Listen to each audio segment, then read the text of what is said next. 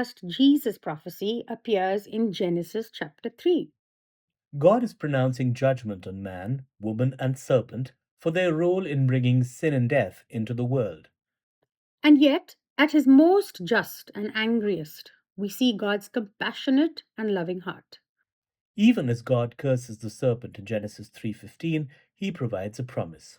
We call this promise Proto-evangelium, or the first gospel.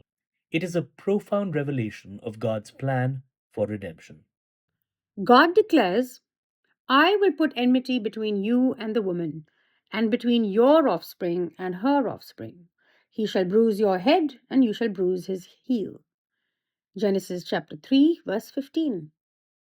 Serpents begin to represent the spiritual forces of darkness with whom the woman's offspring or seed will be in perpetual conflict.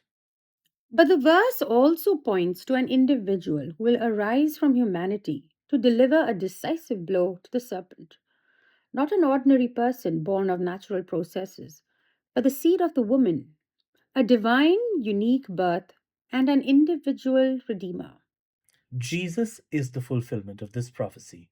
Virgin born, his life, death, and resurrection are the ultimate victory over Satan.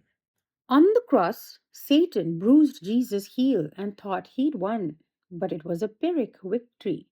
In rising on the third day, Christ crushed the serpent's head, delivering a mortal wound to Satan and defeating sin and death.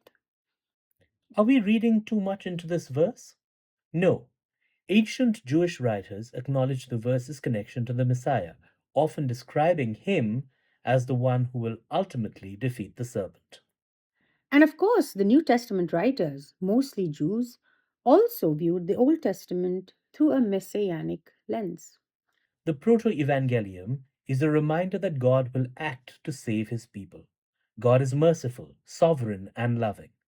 Because Jesus, the seed of the woman, crushed the serpent's head, we have the hope of eternal life. Let us call on his name while we can, for everyone who calls on the name of the Lord will be saved.